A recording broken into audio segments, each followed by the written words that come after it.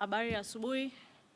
Habari waandishi wa habari ambao umefika hapa makao makuu ya chama jijini Dar es Salaam, Mikocheni Edwin Mtei House. Ndugu zetu wa Tanzania, siku ya leo ya tarehe 3 Agosti 2025, chama kina mambo mahususi ambayo tungependa kuzungumza na nyinyi, na mzungumzaji wetu wa leo atakuwa Mheshimiwa Katibu Mkuu, Mheshimiwa John Mnyika. Kwa hiyo bila kusema maneno mengi, naomba nimkaribishe kwenu Mheshimiwa Katibu Mkuu. Karibu sana uzungumze na Watanzania.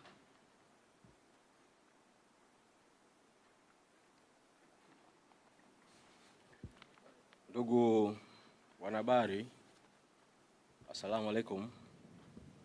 Sifa na utukufu kwa Utatu Mtakatifu. Ndugu wa Tanzania, kwanza nipende kuwashukuru sana kwa jinsi ambavyo mmeendelea kukiunga mkono chama chenu na chetu kwa hali na mali. Mazingira tunayopitia ni magumu, lakini tuna ujasiri wa kuyavuka kwa sababu ninyi wa Tanzania mnatuunga mkono. Asanteni sana kwa kutuchangia fedha kwa ajili ya kufanikisha baraza kuu la chama. 6 zilizochangwa. Katika hili sisi tunaona zaidi ya fedha. Tunaona mioyo yenye imani, matumaini, mapendo, utayari na ujasiri wa Watanzania kutaka mabadiliko ya haki na kutaka katiba mpya na kuchoshwa na utawala wenye dhuluma ambao hauna baraka za Mwenyezi Mungu wala ridhaa ya Watanzania. Asanteni sana. Tunawaomba endeleeni kutuchangia ili tukamilishe kiasi kilichobaki cha milioni 68 ili baraza kuu la kihistoria la chama chenu liweze kuketi. Mahitaji ni mengi, ikiwemo gharama za uendeshaji wa shughuli za chama. Hivyo tunaomba muendelee kuchangia chama chenu na chetu bila kuchoka ili kazi hii tuifikie kesho mwisho. Na jinsi ya kuchangia ni namba ya M-Pesa 0744446969, jina Chadema HQ, na kwa upande wa benki ya NMB, akaunti namba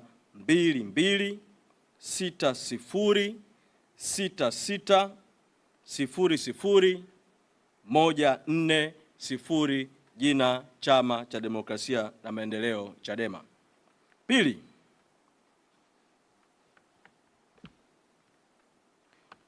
wiki iliyopita Mahakama ya Rufaa imetoa uamuzi juu ya shauri la mwenyekiti wetu mpambanaji Tundu Lissu.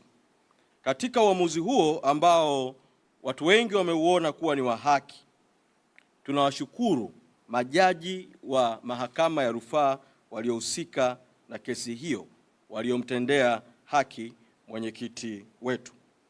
Bado tunasisitiza Mheshimiwa Lissu hana hatia na sio mhaini.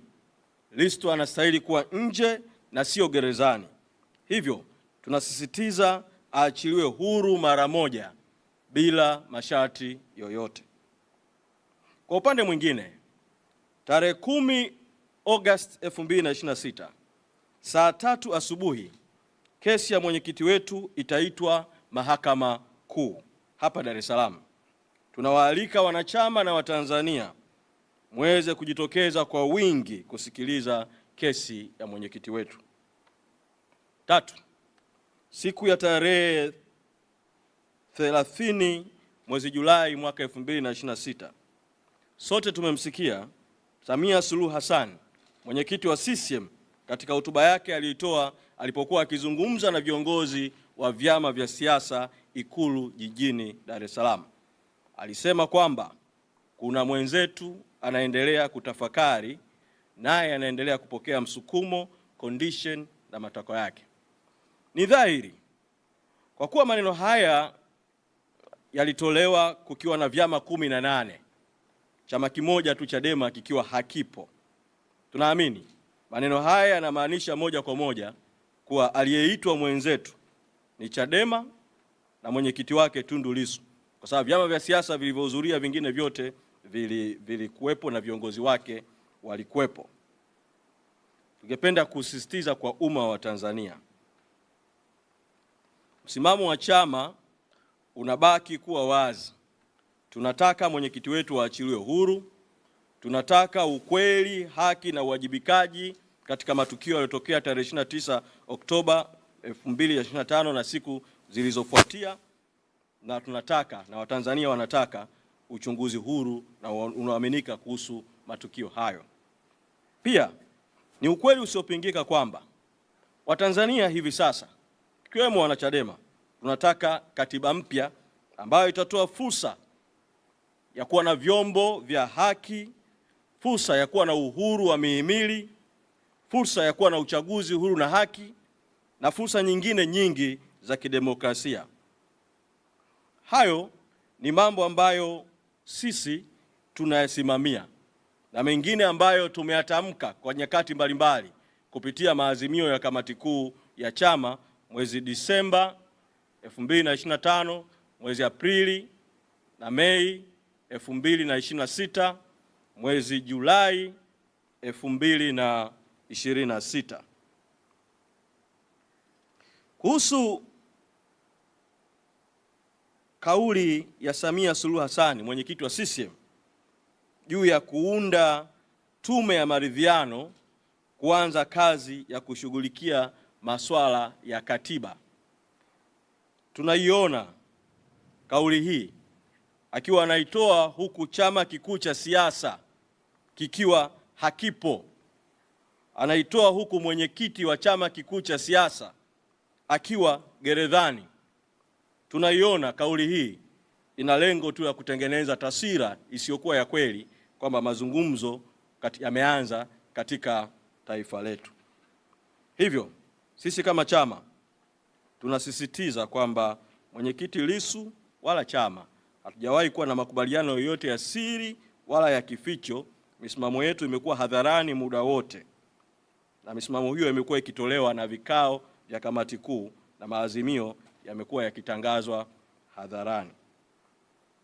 Mwisho, Chadema tunaendelea kusisitiza msimamo wetu wa kutoa mwito kwa jumuiya za kimataifa, hususan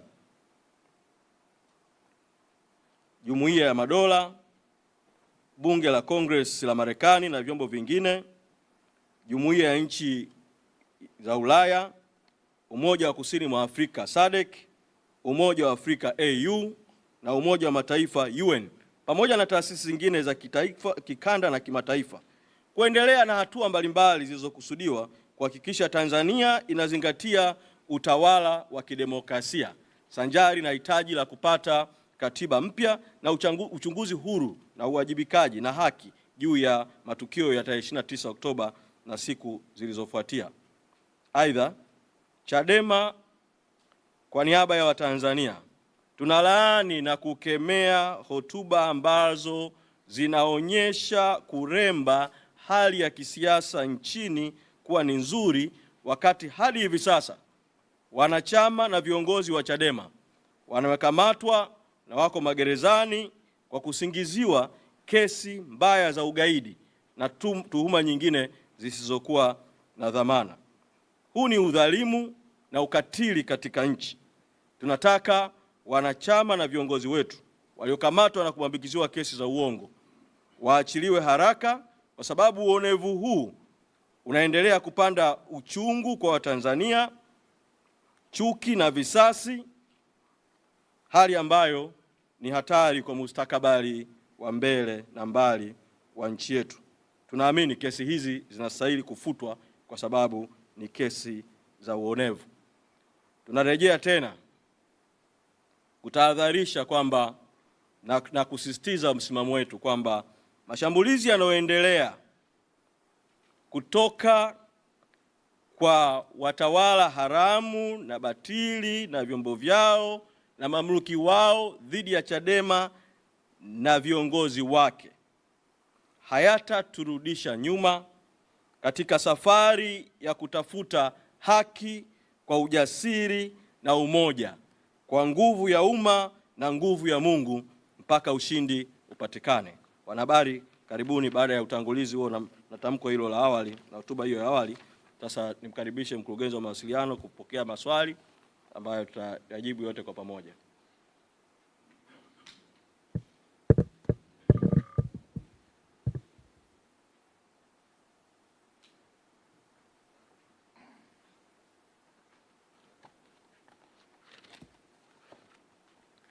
Asante, nitapokea maswali kwa niaba ya katibu mkuu, na naomba uulize swali na ujitambulishe, unatokea chombo gani na wewe jina lako unaitwa nani? Karibu.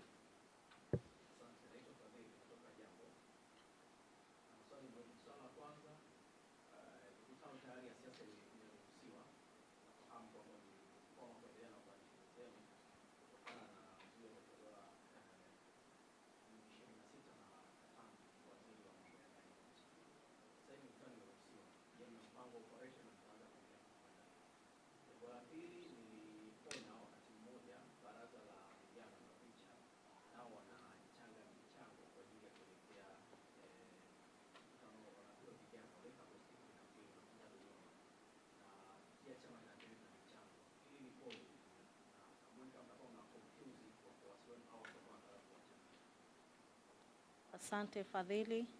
Swali lingine? Karibu.